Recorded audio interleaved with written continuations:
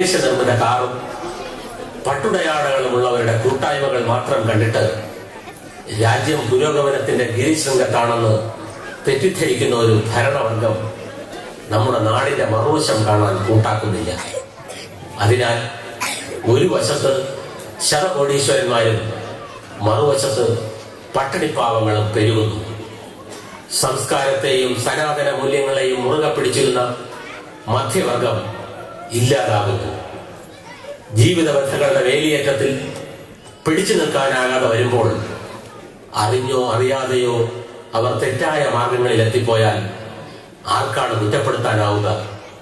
അതിനാണ് നമ്മുടെ സമൂഹവും അധികാരികളും സാഹചര്യങ്ങളെ സമൂഹ നന്മയ്ക്കായി ക്രമപ്പെടുത്തുന്നതിൽ ജാഗ്രതായ ശ്രദ്ധ വേണമെന്ന് പറയുന്നത്. ഇത്തരം സാഹചര്യങ്ങളിലേക്ക് വെളിച്ചം വീശാൻ ചില ജീവിത യാഥാർത്ഥ്യങ്ങൾ നിങ്ങൾക്ക് മുന്നിൽ ഞങ്ങൾ അവതരിപ്പിക്കുവാൻ ശ്രമിക്കുന്നു. ഇതിലെ ഗ്രാമചത്വരങ്ങളിലെ നന്മയുടെ ഇത്തിരിവട്ടത്തിൽ നിങ്ങളും ഒത്തുചേരുമെങ്കിൽ ഞങ്ങൾ കൃതാർത്ഥരായി. സവിനയം ആരംഭിക്കട്ടെ.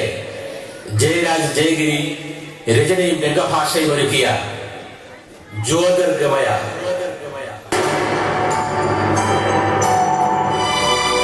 രംഗവേദിയിൽ സർവശ്രീ പ്രദീപ് മെഴുവേലി, സുചീന്ദ്ര ബാബു വക്കം, വിജയൻ ചെങ്ങന്നൂർ, വിശ്വംഭരൻ തിരുവല്ല, സുരേഷ് ചിറയൻകീഴ്, സുഭാഷ് നെടുങ്കണ്ട, സാബു വക്കം, വിഭാഷ് കോട്ടയം.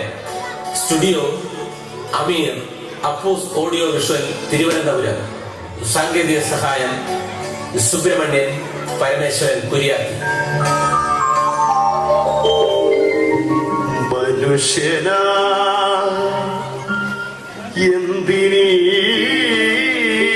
മണ്ണിൽ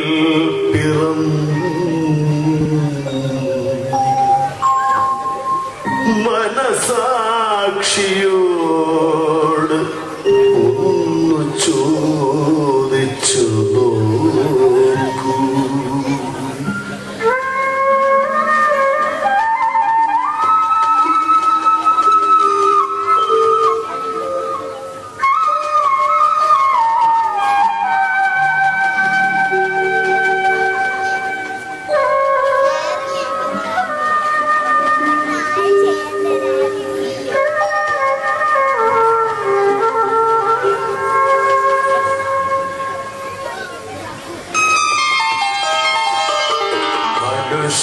മനുഷ്യനായെന്തിനെ മണ്ണിൽ പിറന്നു മനസാക്ഷിയോടൊന്ന് ചോദിച്ചു നോക്കൂ.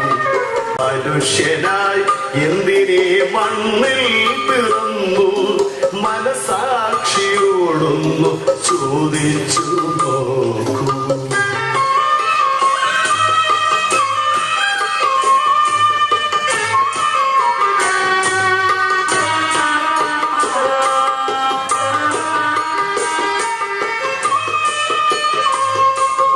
അമ്മതൻ ഉദരത്തിൽ അണുവായി പിറന്നു അറിയാത്ത വേഷത്തിൽ രംഗത്തു വന്നു.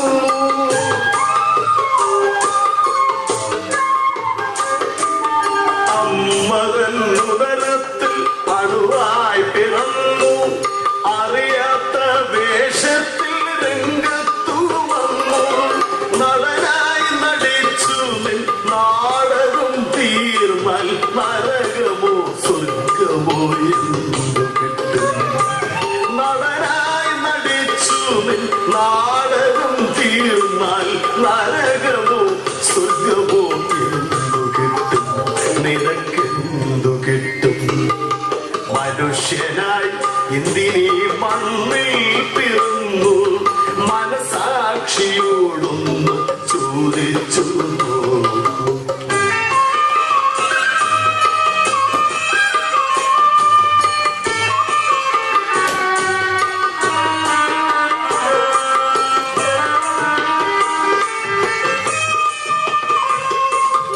അയച്ചവൻ നിന്നെ തിരിച്ചു വിളിച്ചാൽ തിരിഞ്ഞു നോക്കാതെ നീ തിരിച്ചു ചെല്ലേണം.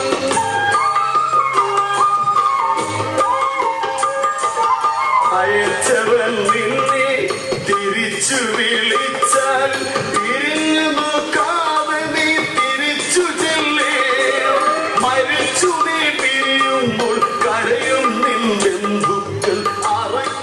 പ്രേതമായി വെറുക്കുന്നു നിന്നെ. മരിച്ചു നീ പിരിയുമ്പോൾ കരയും നിൻ ബന്ധുക്കൾ അറയ്ക്കുന്ന പ്രേതമായി വെറുക്കുന്നു നിന്നെ. മനുഷ്യനായി എന്തിനീ മണ്ണിൽ പിറന്നു മനസാക്ഷിയോടൊന്ന് ചോദിച്ചു നോക്കൂ.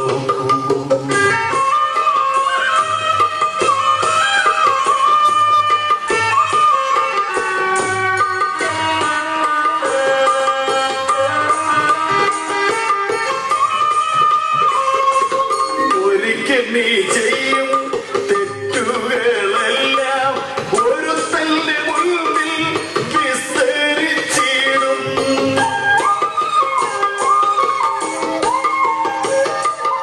ഒരിക്കൽ നീ ചെയ്യും തെറ്റുകളെല്ലാം ഒരുത്തന്റെ മുൻപിൽ വിസ്തരിച്ചിടും. തിരുത്തുവാനാരും നിനക്കവിടില്ല. തിരിഞ്ഞു ചിന്തിച്ചാൽ ഫലമൊന്നുമില്ല. തിരുത്തുവാനാരും നിനക്കവിടില്ല. തിരിഞ്ഞു ചിന്തിച്ചാൽ ഫലമൊന്നുമില്ല.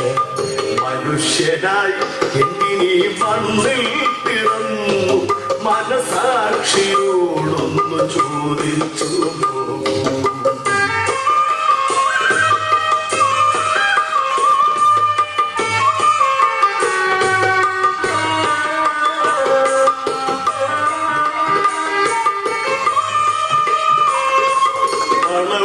പ്രതാപവും നേടിയെടുക്കാൻ പണി ചെയ്തു ജന്മം പാഴായി കളഞ്ഞു.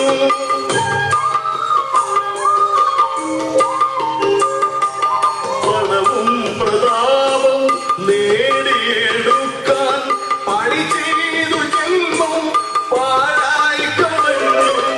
അവസാനമെല്ലാം കൈവിടിഞ്ഞയ്യോ ആറടി മണ്ണിൽ എരിഞ്ഞെരിഞ്ഞടങ്ങിടും. അവസാനമെല്ലാം കൈവെടിഞ്ഞയ്യോ ആറടി മണ്ണിൽ എരിഞ്ഞെരിഞ്ഞടങ്ങിടും. മനുഷ്യനായി എന്തിനീ മണ്ണിൽ പിറന്നു മനസാക്ഷിയോടൊന്ന് ചോദിച്ചു നോക്കൂ.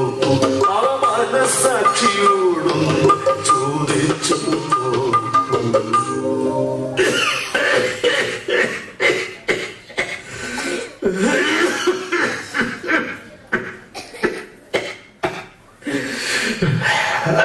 അച്ഛൻ എന്തിനാ സുഖമില്ലാതിരിക്കുമ്പോഴും ഇങ്ങനെ പാടിക്കരയുന്നത്? ശ്വാസതടസ്സം നല്ലവണ്ണം ഉണ്ട്.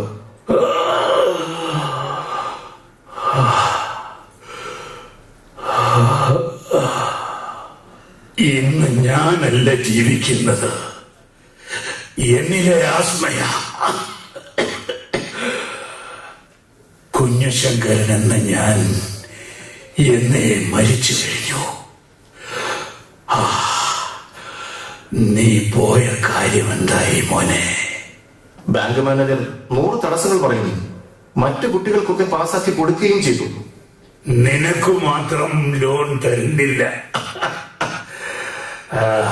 മറ്റുള്ളവർക്ക് കൊടുക്കുകയും ചെയ്യുന്നു. അതിന്റെ കാരണം എന്തെന്ന് നീ തിരക്കിയില്ലേ? അവരൊക്കെ വലിയ പണക്കാരുടെ മക്കളല്ലേ, അത് തന്നെയാ കാരണം. ഇവിടെ നിയമം സഞ്ചരിക്കുന്നത് ധനികരുടെ വഴിയിലൂടെയല്ലേ. പണക്കാരുടെ മക്കൾക്ക് എന്തിനാ വിദ്യാഭ്യാസ ലോൺ? ചെറിയ പലിശയും കൂടുതൽ സമയവും കിട്ടുന്ന ഈ ലോൺ വാങ്ങി അവർ ബിസിനസ്സിൽ ഇൻവെസ്റ്റ് ചെയ്യും. വർഷങ്ങൾക്ക് ശേഷം തിരിച്ചടച്ചാൽ മതിയല്ലോ. എന്തുകൊണ്ടും പാവപ്പെട്ടവർക്ക് വിദ്യാഭ്യാസം ഒരു പ്രഹേളികയാക്കി മാറ്റി. അച്ഛൻ ക്ഷമിക്കാതിരിക്കേ, എല്ലാം വരുന്നത് പോലെ വരട്ടെ.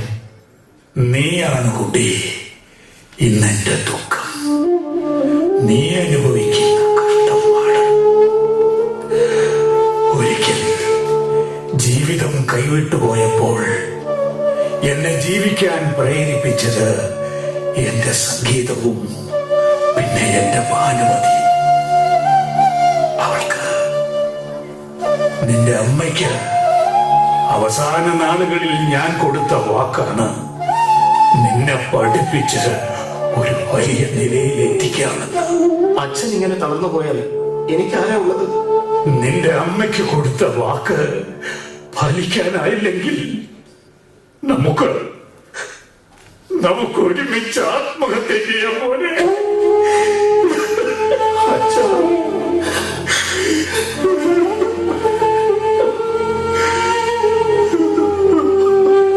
അച്ഛൻ ഇവിടെ നിന്ന് ഓരോന്ന് ആലോചിച്ച് മനസ്സ് കൊണ്ടാക്കണ്ട. അച്ഛൻ അടുത്ത് പോയി അല്പം കിടന്നു.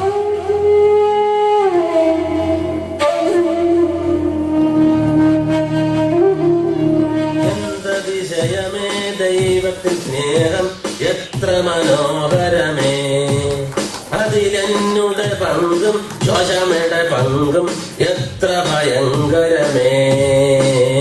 എന്തതിശയമേ ദൈവത്തിൻ സ്നേഹം എത്ര മനോഹരമേ. എന്താ ലാസർ ഉപദേശി ഈ വഴിക്കൊക്കെ? ആ ശമരിയാക്കാരൻ രാജാതിരാജൻ ഇഹലോകത്തും പരലോകത്തും എന്ത് അതിശയങ്ങളാണ് കാട്ടിത്തരുന്നതാണ്. ആ കൊട്ടേഷൻ സംഘത്തിലെ ചുള്ളച്ചുമാറിന്റെ വീട്ടിൽ പോയി എന്ത് അതിശയമാ ഉപദേശി കാണിച്ചത്? അയാൾ തിരക്ക് നടക്കുന്നുണ്ട്. അത് ചുടലച്ചുമാരന്റെ ഗ്രഹമാണെന്ന് ദൈവവിളി ഉണ്ടായില്ല കുഞ്ഞാടെ. മുട്ടുവിൻ തുറക്കപ്പെടും, ചോദിക്കുവിൻ തരപ്പെടും എന്നാണല്ലോ ദൈവവചനം. ഞാൻ മുട്ടി, അവൾ തുറന്നു. ഞാൻ ചോദിച്ചു, അവൾ തന്നില്ല. നല്ല സ്വഭാവം. ഉപദേശിക്കാൻ സ്ഥലവും കാലവും നോക്കാതെ പോയാലേ അയാളെടുത്തിട്ടങ്ങ് ഉപയോഗിക്കും. ഞാൻ തെറ്റൊന്നും ചെയ്തല്ലോ കുഞ്ഞനിയ. ഞാൻ നമ്മുടെ പുതിയ റെസ്റ്റ് ഇൻ ഹെവൻ പദ്ധതിയിൽ ചേരുമോ എന്ന് ചോദിക്കുവാനാണ് മുട്ടിയത്. വാതിൽ തുറന്നു, പക്ഷെ തന്നില്ല. റെസ്റ്റ് ഇൻ പീസ് എന്ന് കേട്ടിട്ടുണ്ട്. ഇതെന്താണ് റെസ്റ്റ് ഇൻ ഹെവൻ? മകനെ, 5 അപ്പം കൊണ്ട് 5000 പേരെ കാരുണ്യവാൻ ഊട്ടിയതുപോലെ 5-ൽ നിന്നും 5000 സ്വാശ്രയ സ്ഥാപനങ്ങൾ നമ്മുടെ സഭയ്ക്കുണ്ടായി. ഇപ്പോൾ അത് ലാഭം കുറഞ്ഞു തുടങ്ങി. അതുകൊണ്ട് പുതിയൊരു സ്ഥാപനം തുടങ്ങുവാൻ ഉദ്ദേശിച്ചു. ഈ ലോകത്ത് ഇപ്പോൾ സമാധാനം കുറവായതിനാൽ പരലോകത്തെങ്കിലും സുഖവും സമാധാനവും കിട്ടുന്ന ഒരു സെമിത്തേരി സ്കീമാണ്. നിങ്ങൾക്കിവിടെ സിമിത്തേരി ഉണ്ടല്ലോ, പിന്നെന്തിനാ പുതിയൊരെണ്ണം? ഇതൊരു മൈക്രോ ഫൈനാൻസ് സെമിത്തേരിയാണ് മകനെ. നേരത്തെ ചെറിയ ചെറിയ ഗഡുക്കളായി പണമടച്ച് ബുക്ക് ചെയ്താൽ നമ്മുടെ നാഷണൽ ഹൈവേയുടെ സൈഡിൽ നല്ല കണ്ണായ സ്ഥലത്ത് അന്ത്യവിശ്രമം കൊള്ളാം. ആ സെമിത്തേരിയിൽ പുൽത്തകടിയും തണൽ മരവും തുടങ്ങി സ്വിമ്മിംഗ് പൂളും ഭാരത് ഹോട്ടൽ വരെ ഉണ്ടാകും.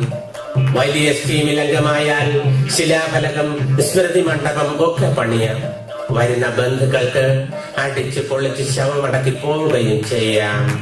മരിച്ചു കിടന്നാലും ഒരു ഗമയൊക്കെ വേണ്ടേ മകനെ? അതാണ് നമ്മുടെ റെസ്റ്റ് ഇൻ ഹെവൻ പദ്ധതി.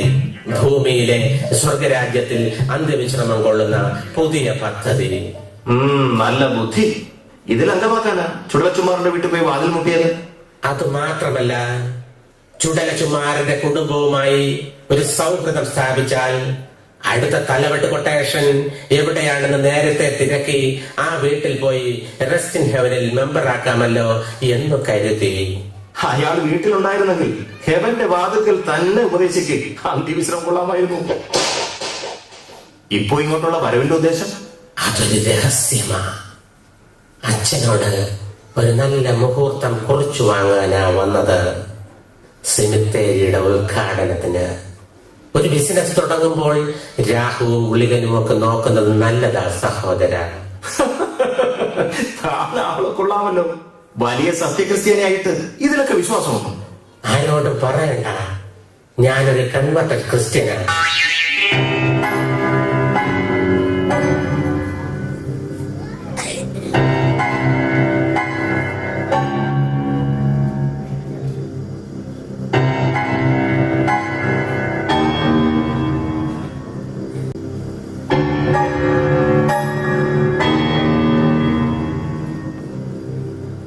നമസ്കാരം.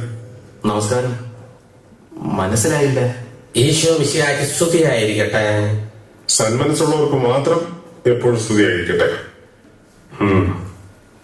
കുഞ്ഞിഷ്ണ മാഷിന്റെ മകനാണല്ലേ? അതെ. എന്ത് ചെയ്യുന്നു? എഞ്ചിനീയറിംഗിന് അഡ്മിഷനായി. പക്ഷേ സാമ്പത്തികത്തിൽ മുട്ടി മുന്നോട്ട് പോകാനാകാതെ ഒരു വിദ്യാഭ്യാസ ലോണിനായി ശ്രമം തുടരുന്നു. ഒരു കാര്യമില്ലല്ലോ. സമ്പത്തുള്ളവർക്ക് വാരിക്കോരി തരാൻ പല സ്ഥാപനങ്ങളും കാണും. ഇവിടെ കാശില്ലാതെ ഔഷധം അനുഭവിക്കുന്ന ആൾക്കാരെ കാണാൻ ആർക്കും കണ്ണുണ്ടാവില്ല. കർത്താവിന്റെ കൃപയാൽ ഞാൻ സഹായിക്കാം കുഞ്ഞാടെ. വീടും പറമ്പുമോ സ്വർണ്ണ പണ്ടമോ ഈട് നൽകാനുണ്ടെങ്കിൽ പലിശയ്ക്ക് പണം ഈശ്വരനാമത്തിൽ ഞാൻ സംഘടിപ്പിക്കാം. ഇതാണ് ഇന്നിന്റെ പ്രതീകങ്ങൾ. എവിടെയും സൂത്രത്തിൽ കടന്നു കയറി കാര്യം സാധിച്ച് കടന്നു കളയുന്നവർ. ഇപ്പോഴും ആരെന്ന് പറഞ്ഞില്ല. ഞാനാണ് സൊലി, അതായത് സ്വന്തം ലേഖകൻ സുദേവൻ. കക്ഷി രാഷ്ട്രീയത്തിന്റെ കപടതയിൽ ജീവിതം തന്നെ ദാനം ചെയ്യേണ്ടി വന്ന കുടുംബത്തിലെ സ്വതന്ത്രമായ ഒരേ ഒരു കണ്ണി. ഓ, കേട്ടിട്ടുണ്ട്. കാണാൻ സാധിച്ചതിൽ വളരെ സന്തോഷം. തന്നെ കണ്ടപ്പോൾ തന്നെ വല്ലാത്തൊരു അറ്റാച്ച്മെന്റ്. തന്നെ പോലെ ഒരു അനുജൻ എനിക്കുമുണ്ടോ. ഓഹോ, എന്ത് ചെയ്യുന്നു? ഇപ്പോൾ ജയിലേക്കുള്ളില്ല എന്റെ അനുജൻ. അവന്റെ വരവും കാത്ത ഈ ജീവിതം തന്നെ. നിൽക്കൂ, അച്ഛനെ വിളിക്കാം. ഇപ്പോൾ വേണ്ട. ഇതുപോലെ സാത്താനും ചെങ്കടലിനും ഇടയിലായി പോയ സന്ദർഭങ്ങൾ ദൈവപുത്രനും നേരിട്ടിട്ടുണ്ട്. സൗകര്യം പോലെ ഞാൻ സന്ധ്യ കഴിഞ്ഞു വരാം. പോകട്ടോ. ഇത്തരത്തിൽ ജീവിക്കുന്ന നിശാചരന്മാർ എല്ലാറ്റിനകത്തുമുണ്ട്. ഇത് അവരുടെ കാലമാണ്. അനുജന്റെ കാര്യം പറയുന്നതിൽ വിഷമമുണ്ടോ? അതൊക്കെ വീണ്ടും വീണ്ടും ഓർക്കുമ്പോൾ എന്റെ ആത്മാവിലേക്ക് ഒരു കടാര കുത്തി ഇറക്കുന്ന വേദനയുടെ സുഖമാണ് എനിക്ക്. എന്താണത്? ബിരുദാനന്തര ബിരുദവും നിയമപഠനവും പൂർത്തിയാക്കി രാഷ്ട്രീയത്തിൽ സജീവമായ കാലം. രാഷ്ട്രീയം എന്ന് പറഞ്ഞാൽ ഒരുതരം ഭ്രാന്ത്. സ്വന്തം കൃഷിക്കാർ ആരെയും വിശ്വസിക്കുന്ന രാഷ്ട്രീയ തിമിരം. അങ്ങനെ രാഷ്ട്രീയ ഭ്രാന്ത് മൂത്ത് ആ പേരിൽ അറിയപ്പെടുന്ന കള്ളന്മാരെയും കൊള്ളക്കാരെയും രക്ഷിക്കാൻ അവർക്ക് ഒളിവിൽ കഴിയാൻ അഭയം നൽകിയത് പ്രായപൂർത്തിയായ സ്വന്തം സഹോദരിമാരുള്ള എന്റെ വീട്ടിലെ നിലവിളക്കുകളിലായിരുന്നു. എന്നിട്ട് അവന്റെയൊക്കെ പോക്കറ്റിലെ ചില്ലിക്കാശെടുത്ത് വീടിയും വാങ്ങി വലിച്ച് ഞങ്ങൾ കളക്ടറേറ്റ് വളയാൻ പോയി. കളക്ടറേറ്റ് വളഞ്ഞു, സെക്രട്ടേറിയറ്റ് വളഞ്ഞു, വളഞ്ഞു വളഞ്ഞു വലഞ്ഞു. അഭയാർത്ഥികളായി വന്നവർ നിലവിളക്കുള്ളിലിട്ട് സഹോദരിമാരെ വളച്ചൊടിച്ചൊടുവിൽ കടിച്ചു കീറി. ഒരിക്കലിത് നേരിട്ട് കാണേണ്ടി വന്ന എന്റെ കൊച്ചനിയൻ കയ്യിൽ കിട്ടിയ കമ്പിപ്പാറയ്ക്ക് അവന്റെ കഥ കഴിച്ചു. എല്ലാം കണ്ടുനിന്ന സഹോദരിമാർ ആത്മഹത്യയിൽ അഭയം കണ്ടെത്തി. അമ്മയുടെ സമനില തകർന്നു. അനുജന്റെ വിദ്യാഭ്യാസം മുടങ്ങി ജയിലുമായി. ഞാൻ പാർട്ടിയിൽ നിന്ന് പുറത്തു. ഇന്നിതാ ഫ്രീലാൻസ് ജേർണലിസത്തിന്റെ പേരിൽ ജീവിതം തള്ളി നീക്കുന്നു.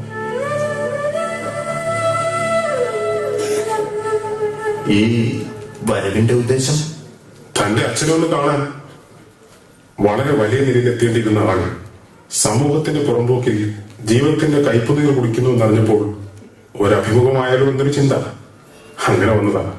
ബുദ്ധിമുട്ടില്ലെങ്കിൽ അച്ഛനൊന്ന് വിളിച്ചാൽ നന്നായിരുന്നു. ഞാൻ അച്ഛനെ വിളിക്കാം. ആ, ദേ അച്ഛനും എത്തിയല്ലോ.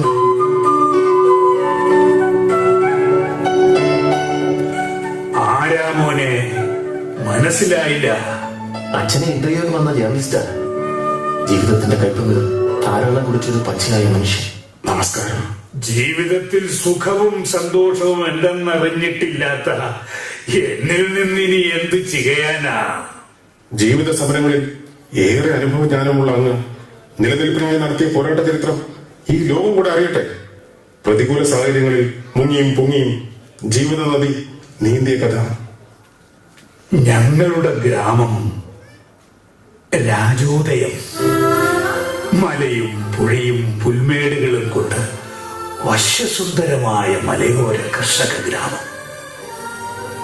പുറം ലോകത്തെത്തണമെങ്കിൽ ജേലിപ്പുഴ കടക്കണം. അച്ഛനാ പുഴയിലെ കടത്തുകാരൻ. ഗ്രാമത്തിലെ മുഴുവൻ ആളുകളെയും ജയഗിരിപ്പുഴയ്ക്ക് അപ്പുറവും ഇപ്പുറവും കൃത്യമായി എത്തിച്ചു.